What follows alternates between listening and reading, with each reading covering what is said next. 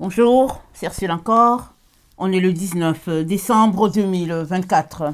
Alors, je viens sonner la trompette aujourd'hui encore et je viens proclamer le retour de notre Seigneur Jésus-Christ. Amen.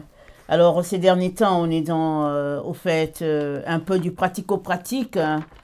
Alors, on a déjà parlé d'une rencontre avec soi-même et on a aussi abordé le problème, n'est-ce pas, de se défricher un champ nouveau. C'est un peu comme Jésus-Christ qui a dit de mettre du vin nouveau dans des outres neuves. Et voilà, on ne peut pas mettre du vin neuf dans quelque chose qui est vieux. Question de dire que pour recevoir, n'est-ce pas, ce que Dieu a pour toi, tu as besoin, n'est-ce pas, de faire de la place en toi. Et donc voilà. Et aujourd'hui, je viens parler de une volonté, n'est-ce pas, active. Amen. Parce que pour passer, par exemple, du vieil homme au nouvel homme que tu es, si c'est ça que tu veux, tu as besoin d'exercer ta volonté. Parce que sans ta volonté, rien ne peut être fait. Amen. Alors la volonté, c'est quelque chose de très très important. Ça relève de notre libre arbitre. C'est la chose, n'est-ce pas, qui nous appartient et qui est très précieux. Souvent, on ne fait pas attention à cela. Et il y a beaucoup de gens qui viennent souvent voler ta volonté sans que tu le saches. Ils te poussent à un certain consentement sans que tu l'aies réalisé. Voilà. Alors, les personnes un peu malfaiteurs, c'est ça qu'ils font. Alors, ils t'amènent à consentir avec eux dans une situation que tu ne sais même pas, tu ne peux même pas imaginer. Et qu'est-ce qu'ils sont en train de faire? Ils sont en train d'usurper ta volonté sans que tu le saches, sans que tu le réalises. Amen. Et alors, ça, c'est un autre domaine qu'on pourra peut-être aborder une autre fois. Mais aujourd'hui, je viens parler de la volonté, n'est-ce pas, active. Une volonté, elle vient, n'est-ce pas, à son accomplissement si tu l'actives.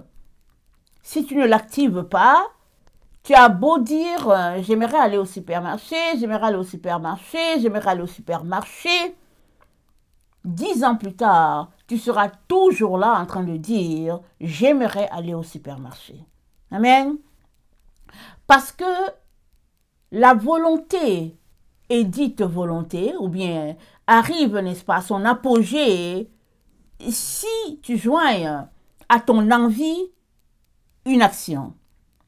Par exemple, te lever et puis marcher pour aller en direction, ou bien prendre ton téléphone, appeler pour régler un certain problème. Alors tu es passé de la volonté à l'action. Et c'est à partir de là qu'on peut dire, voilà ce qu'il a fait, voilà ce qu'il a fait. Sinon, ça peut juste rester au niveau de l'envie et ça peut s'éteindre comme ça tranquillement. Et puis malheureusement, n'est-ce pas, pour plusieurs personnes. Alors je suis allée regarder la définition de la volonté et j'ai pris quelques définitions. C'est dit faculté de déterminer librement ses actes en fonction des motifs rationnels. Amen, ça c'est une définition. L'autre définition, c'est une disposition de caractère qui porte à prendre des décisions avec fermeté. Amen. Disposition de caractère qui porte à prendre des décisions avec fermeté. Effectivement, dans le cas d'exercer ta volonté, tu as besoin d'être ferme. Si tu n'es pas ferme, alors si ta volonté est très médiocre, ou bien si tu ne sais pas très bien, n'est-ce pas, quoi faire, alors il y a quelqu'un d'autre qui va venir te tasser ou bien te pousser pour prendre ta place, et puis ben voilà. Et la volonté aussi, c'est une faculté différente de l'imagination. Amen. Tu as beau, n'est-ce pas, au fait, imaginer, n'est-ce pas, comment on appelle ça, un dessin dans ton esprit, ça va rester au stade de l'imagination jusqu'à ce que tu le mettes sur papier, jusqu'à ce que tu le mettes sur une toile et que tu le peins. Là, finalement, l'imagination, n'est-ce pas, que tu avais, est passé à un stade pratique, un stade réel, alors tu as exercé ta volonté, et puis c'est passé de ton esprit à la toile. Alors, il y a une définition qui dit que la volonté, c'est quelque chose de conscient. Et ça dit que c'est la cause de la poursuite de la fin. J'aime cette définition-là. La volonté, c'est la cause de la poursuite de la fin. Amen. Ça dit que si tu veux atteindre un point E, tu as besoin de mettre, n'est-ce pas, des actions en place pour atteindre E. Si E est une ligne linéaire, alors voilà, il n'y a pas de problème. Mais tu as besoin de prendre tes pieds pour t'y rendre. Maintenant, si E, c'est une ligne jonchée de beaucoup d'obstacles, tu devras, n'est-ce pas, franchir ces obstacles et arriver au point de ta destination. Alors, tu es donc appelé à mettre tout en œuvre pour atteindre le point E. Alors, pour l'enfant de Dieu, n'est-ce pas, atteindre le point E va lui demander de marcher dans les voies droites, les voies pures, n'est-ce pas?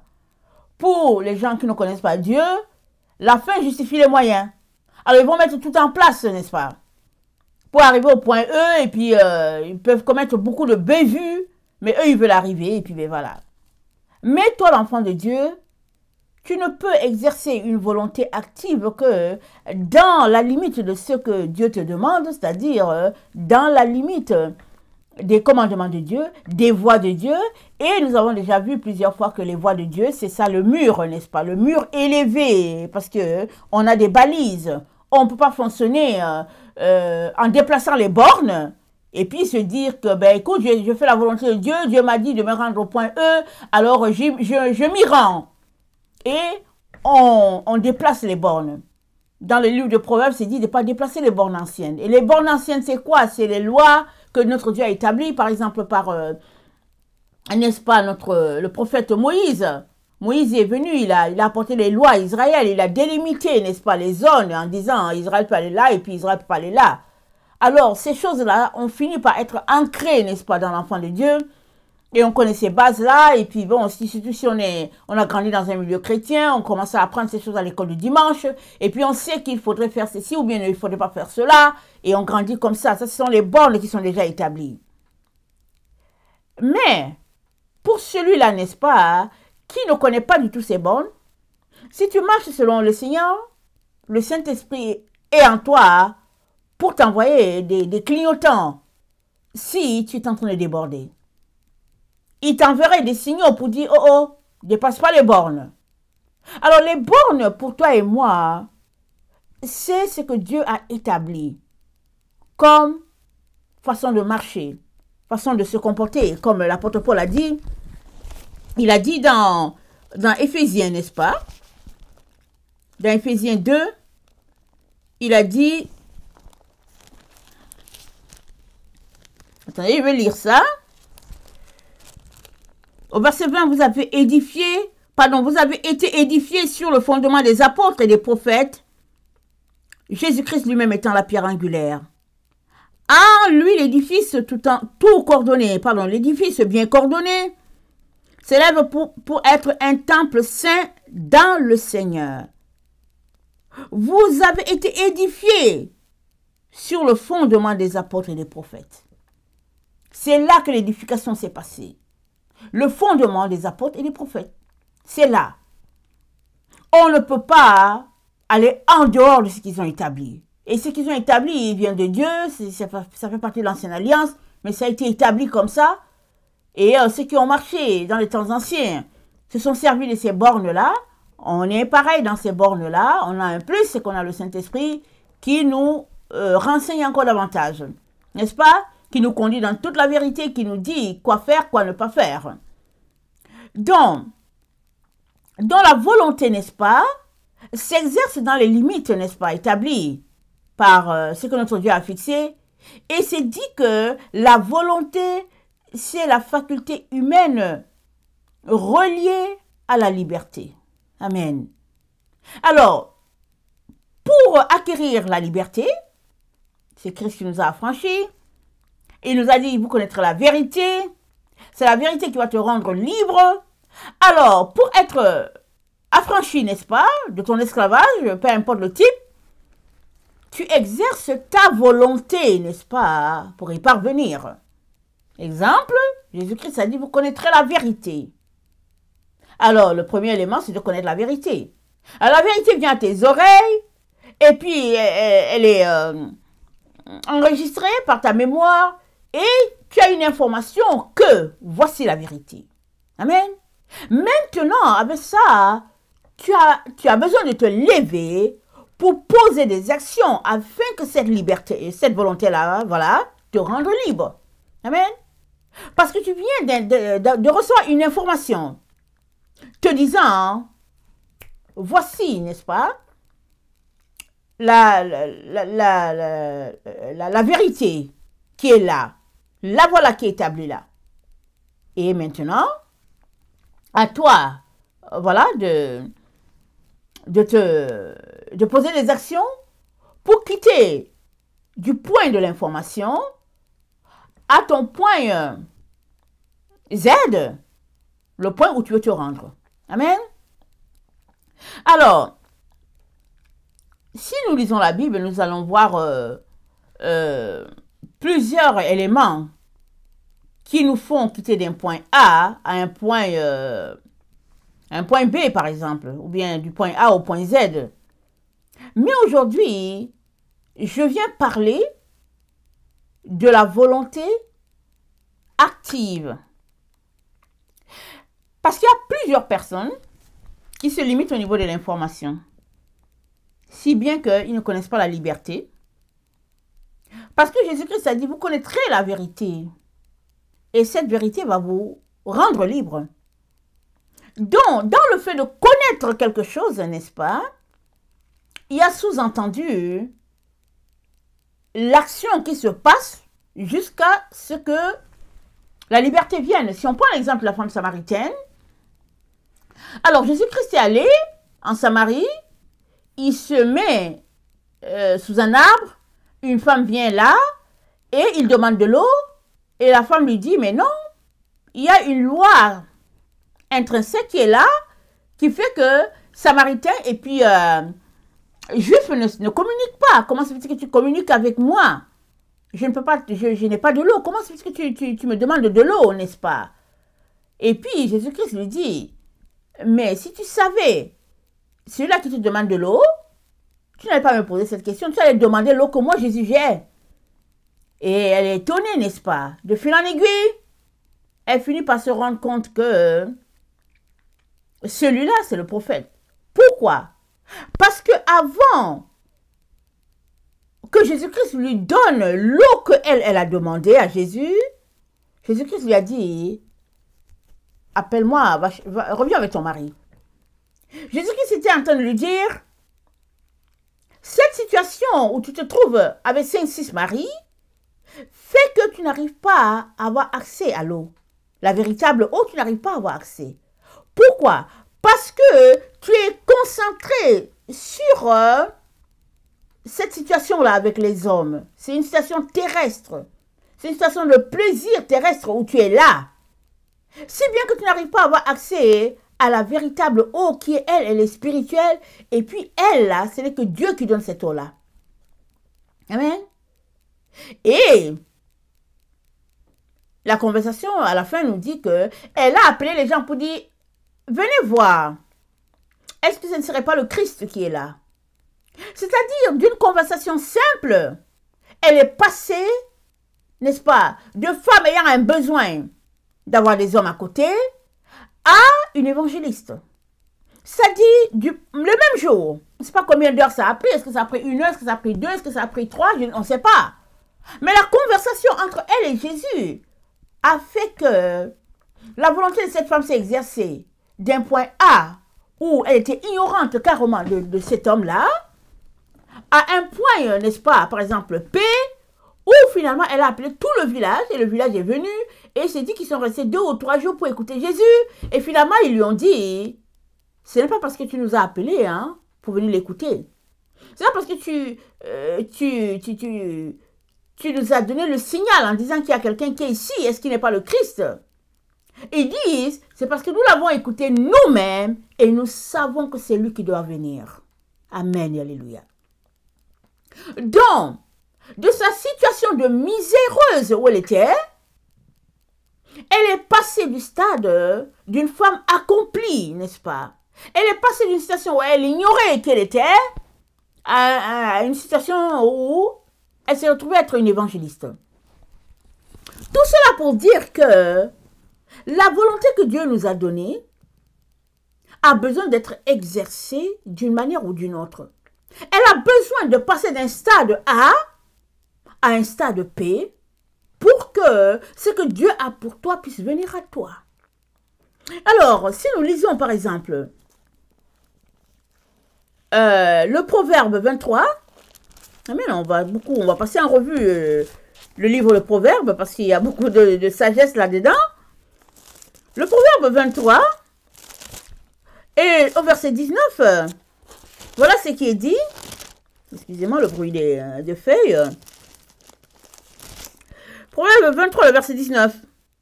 Écoute mon fils et sois sage, dirige ton cœur dans la voie droite. Amen. Alors, tu aimerais exercer ta volonté pour quelque chose, Dieu te donne une balise, une limite. Il dit, exerce ton cœur dans la voie droite. Ne va pas dans la voie du mal. Ne va pas dans la voie de la tricherie. Mets-toi sur la voie droite et exerce la volonté de Dieu pour toi. Amen. On a le proverbe, le verset, allons-y dans le verset 12, toujours du proverbe 23. C'est dit, ouvre ton cœur à l'instruction et tes oreilles aux paroles de ma bouche, de ma science. Si on prend l'exemple de la femme samaritaine, elle a ouvert ses oreilles à l'instruction.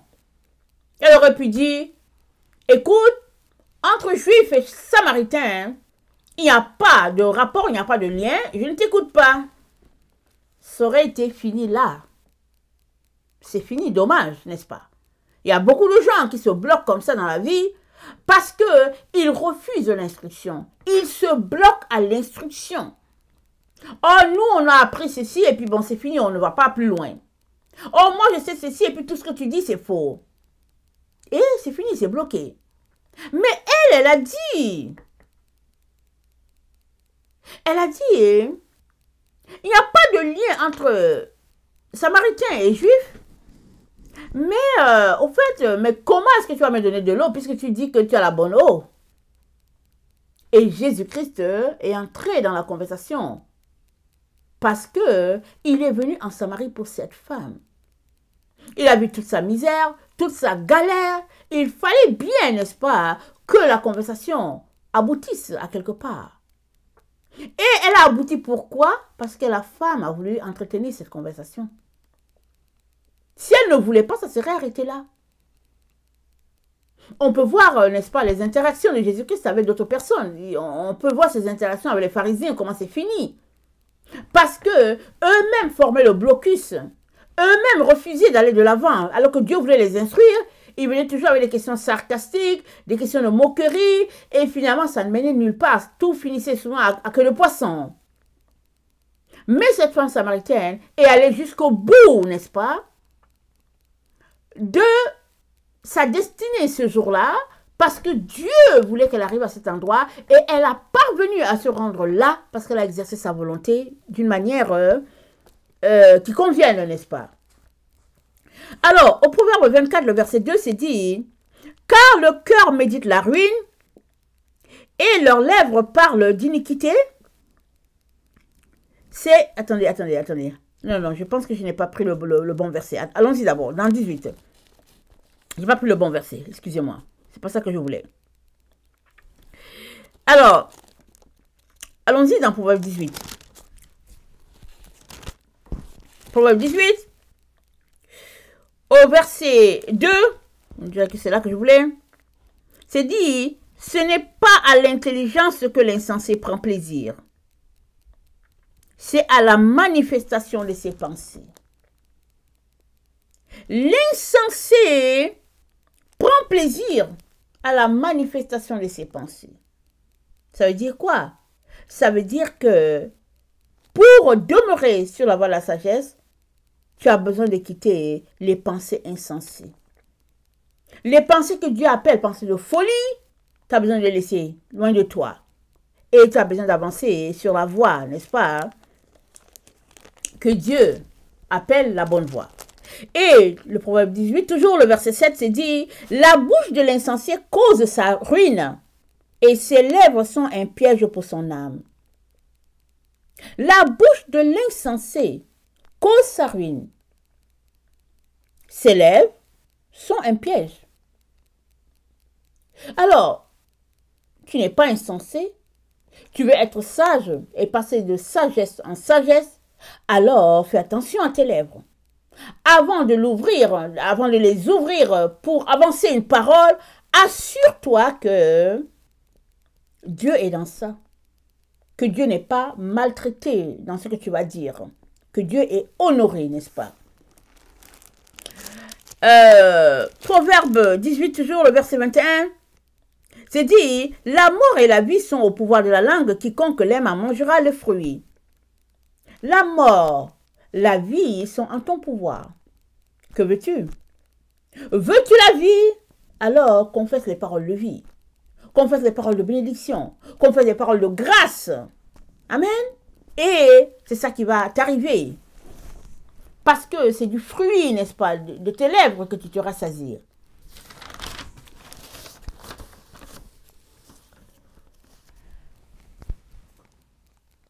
Une volonté, n'est-ce pas, en action, n'est-ce pas, marche de connivence avec ta bouche. Dans l'un comme dans l'autre, ça s'exerce.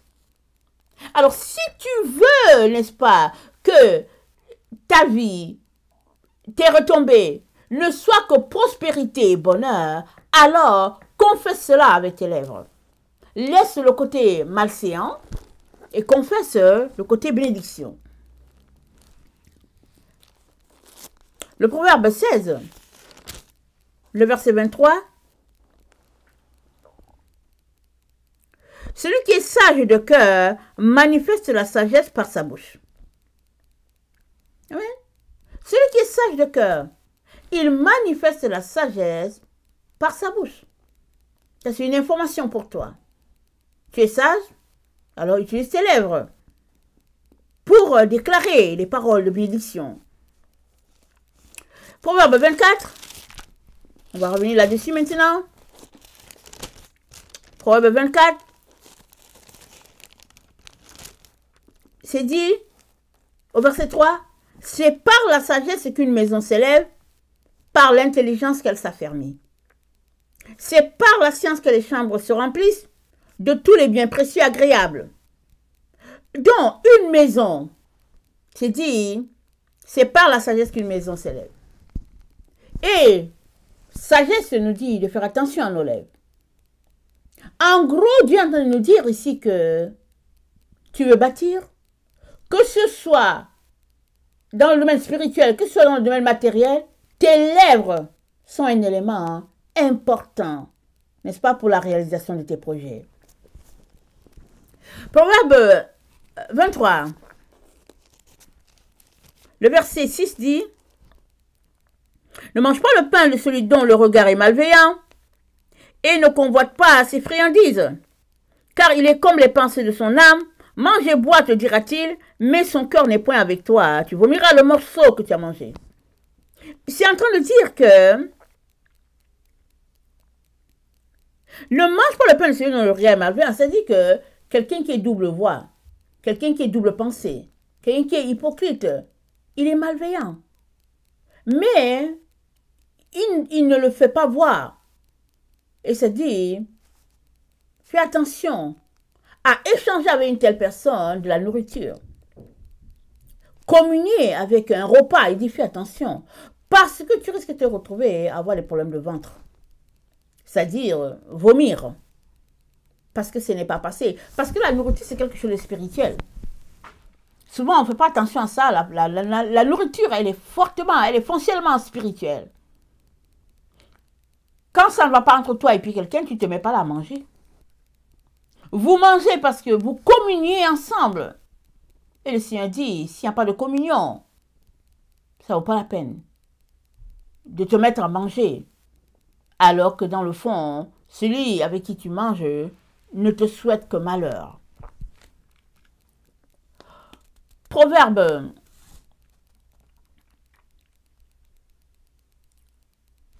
Attendez. Proverbe 23, le verset 19, ça dit: écoute mon fils et sois sage. Non, attendez. Je pense que là, je l'ai déjà lu. Le verset 26. Ça dit: mon fils, donne-moi ton cœur et que tes yeux se plaisent dans mes voies. Donne-moi ton cœur. Amen, mon fils, donne-moi ton cœur. Et que tes yeux se plaisent dans mes voies. Le Seigneur est en train de t'inviter à demeurer, n'est-ce pas, dans les bornes établies de Dieu. Les murs de Dieu. Il a dit que c'est lui-même qui est le gardien des murs. Il te dit, demeure là en dedans de l'enceinte. Ne sors pas de là. Apprécie, prends plaisir à ce que Dieu a déjà établi, ce qu'il a déjà délimité. Reste en dedans. Et ta vie sera éclat pour la gloire de Dieu. Et dans Ésaïe 8, le verset 13, Ésaïe 8, le verset 13, c'est dit: c'est l'Éternel des armées que vous devez sanctifier. C'est lui que vous devez craindre et redouter. Et il sera un sanctuaire, mais aussi une pierre d'achoppement, un rocher de scandale pour les deux maisons d'Israël, un filet et un piège pour les habitants de Jérusalem. Amen. Il dit,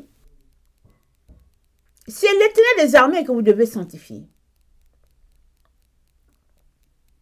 C'est lui que vous devez craindre et redouter. Il sera un sanctuaire. Le sanctuaire, c'est où? Le sanctuaire, c'est dans ton cœur. Ton cœur, c'est le sanctuaire de l'Éternel. C'est l'endroit le plus prisé. C'est là que Dieu demeure. C'est là qu'il tire toute sa gloire. C'est là qu'il est connecté à toi.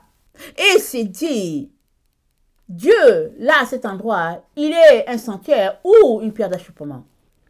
À toi de choisir. Si Dieu est un sanctuaire pour toi, alors que ton cœur soit entièrement à Dieu. Pas autre chose. Parce que si, à cet endroit, il y avait contrefaçon, il y avait hypocrisie, il y avait mépris de Dieu, ce même endroit où, jadis, tu as adoré Dieu, ce même endroit va devenir tout simplement une pierre d'achoppement qui va se tourner contre toi. Pourquoi? Parce que c'est le lieu du sanctuaire du Très-Haut. C'est l'endroit qu'il a déterminé pour y habiter. Et Dieu te dit, fais attention à ce lieu, à cet endroit. Et l'avenir, n'est-ce pas, pour chacun d'entre nous, est auprès de Dieu. Et pour qui veut réaliser sa destinée, n'est-ce pas, sur cette terre, l'exercice de ta volonté est essentiel. Et tu l'exerces dans le sens de Dieu, pas dans le sens de tes émotions. Et dans Proverbe 24, n'est-ce pas, le verset 20, c'est dit, il n'y a point d'avenir pour celui qui fait le mal. La lampe des méchants s'éteint. Amen. Pourquoi n'y a-t-il pas d'avenir? Parce que notre Dieu, c'est le Dieu d'éternité. L'avenir, c'est en lui. Quand on dit c'est avenir, c'est-à-dire on compte sur Dieu pour nous amener à une certaine distance, à un certain temps dans l'avenir. Mais si Dieu est déjà en toi, que son sanctuaire se trouve là, alors l'éternité, c'est Dieu. Par contre, le méchant, il n'a pas d'espoir, il n'a pas d'espérance, puisque celui-là qui l'a créé, il ne le craint pas. Celui-là qui détient, n'est-ce pas, son avenir, n'est pas son ami. Si bien que le méchant n'a aucune garantie de se rendre dans ce qui est appelé à venir. Alors, tout cela, c'est pour dire que tu ne peux pas parler de volonté si tu demeures au stade de la pensée. Tu es là, ouais, j'aimerais construire un bateau. Oui, j'aimerais construire un bateau. 6 mois plus tard, tu es toujours en train de dire, j'aimerais construire un bateau, mais je ne sais pas. J'aimerais construire un bateau, mais je ne sais pas. Mais quand est-ce que tu vas le construire?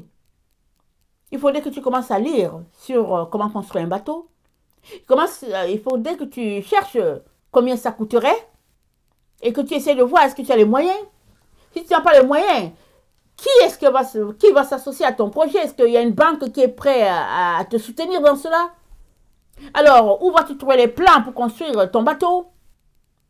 Et puis, si toi tu es un constructeur, ok, tant mieux si tu ne l'es pas. Quel est l'architecte que tu vas voir pour mettre en place le plan pour toi? Combien ça va te coûter? Etc., etc. Et puis, de quelle couleur tu veux ton bateau? Et puis, tout ça, c'est un processus, n'est-ce pas, qui va te prendre du temps, mais du temps nécessaire, pas du temps gaspillé. De telle sorte que, quand tu vas arriver à l'échéance que tu as fixée pour ton bateau, alors ton projet soit accompli. Mais tant et aussi longtemps que tu demeures au stade de il faudrait que j'ai un bateau, je veux construire un bateau, je veux construire un bateau, tu le diras cette phrase-là 100 ans plus tard et tu seras au même endroit tant et aussi longtemps que tu ne te lèves pas pour faire quelque chose. Alors cette vidéo aussi, n'est-ce pas, c'est pour te dire, mon frère, ma soeur, une fois que Dieu te donne une idée, concrétise-la en te levant et en posant des actions. Ça commence par toi avoir un calepin pour prendre en note ce qui est important, ce qui est nécessaire. Et après avoir pris note, n'est-ce pas, après avoir mis tout en place et les calculs et tout, maintenant, c'est de te lever encore dans ça pour aller savoir comment concevoir ce qui a été mis, combien de temps ça va te prendre, alors combien d'heures cela va te demander de t'organiser à tel endroit et puis comment tu devrais faire, n'est-ce pas, pour passer du stade de attendez, je suis partie de la vidéo d'hier, du stade de ton champ qui est rempli d'épines et de ronces à un champ, n'est-ce pas, qui est défriché. Parce que se défricher un champ nouveau, c'est une parole que presque tout le monde confesse en fin d'année. À tous les derniers jours, n'est-ce pas, du 31, et même le temps où on est, parce qu'on est aujourd'hui le 19, beaucoup de gens se disent, j'aimerais que l'année prochaine, ma vie soit différente. Oh, je n'ai pas le temps, je suis en train de prendre les résolutions pour l'année nouvelle. Oh, mais l'année nouvelle, ce sera ceci, ce sera cela. Alors, on est toujours de bonne foi, n'est-ce pas, dans les mois de décembre de chaque année. Et souvent, il y en a qui maintiennent, n'est-ce pas, l'enthousiasme jusqu'au mois de janvier, de février. Et après cela, est-ce que cela va tomber, cet enthousiasme-là, ou bien est-ce que ça va continuer jusqu'à sa concrétisation? La concrétisation du projet, est-ce que c'est cela? Dieu aimerait que ton projet se concrétise à partir du moment où il te l'a donné jusqu'à sa destination. Et pour cela, tu as besoin de retrousser les manches et de travailler à ton projet. Que le projet soit petit, qu'il soit grand. Si Dieu te l'a donné, c'est que lui, il a les moyens pour toi de l'accomplir. Mais question et question, est-ce que toi, tu es prêt à aller jusqu'au bout? Je te le souhaite. Dieu le souhaite aussi pour toi parce que c'est ça qu'il veut pour toi. Mais tant et aussi longtemps que tu ne fais rien, amen, alors rien ne sera fait. Tant et aussi longtemps que tu ne te lèves pas pour poser les jalons, n'est-ce pas, pour la réalisation de ce projet-là que Dieu t'a donné, rien ne sera fait. C'est à toi de t'élever parce que Dieu t'a doté d'un cadeau extraordinaire. Il t'a donné la volonté. La volonté est donc ce moyen-là, n'est-ce pas, à notre disposition pour faire réaliser nos projets et les accomplir. Et je reviens sur cette définition-là, c'est dit, la volonté, c'est la cause de la poursuite de la fin. Il y a une cause, c'est-à-dire la raison pour laquelle tu fais cela, c'est ça la cause. Et maintenant, il y a la destination, il y a la fin, il y a le produit final. Et ça, c'est pour chaque chose. On va dire, oh oui, j'ai conçu quelque chose, je suis en train de faire la maquette, pardon, je suis en train de faire la maquette, et après, ça va passer à l'usine. Quand c'est ça, on est prompt à dire cela, mais c'est pour tout ce que Dieu nous dit. Tout. Que ton objet, tout ce que Dieu t'a dit, soit un objet concret, ou bien que ce soit une pensée, n'est-ce pas, qui a besoin de cheminer jusqu'à son accomplissement. Hein. Tout part d'un point A pour finir à un point P. Tu as besoin, n'est-ce pas, d'arriver au stade où ce que Dieu t'a dit devienne réalité et vérité. Et c'est cela, n'est-ce pas, se défricher un champ nouveau. Alors je viens, n'est-ce pas, nous encourager tous à travailler et à agir pour que cela soit possible. Amen. Que le Seigneur bénisse sa parole et que nous puissions vraiment nous organiser avec nos différents projets, nos pensées que Dieu nous a données par petites bouchées. Souvent, on se dit, ok, je prends toute cette journée-là, ok, j'ai 16 heures, je vais travailler sur tout le projet. Et finalement, on est dégoûté à la fin, on se dit, oh non, non, non. Mais non, la meilleure façon, n'est-ce pas, d'amener son projet à accomplissement, hein, c'est de prendre de petites bouchées. Petites bouchées. Tu peux travailler 2 heures aujourd'hui, allez mettre ton emploi du temps, fais 2 heures. Demain, tu peux travailler 1 heure, vas-y dans les 1 heure. Après demain, ce sera 3 heures, ok, applique les 3 heures. De telle sorte que si ton projet, pour que à la fin, ça puisse te prendre 50 heures, tu auras fait 50 heures, n'est-ce pas? Peut-être en l'espace, exemple, de 2 mois, exemple.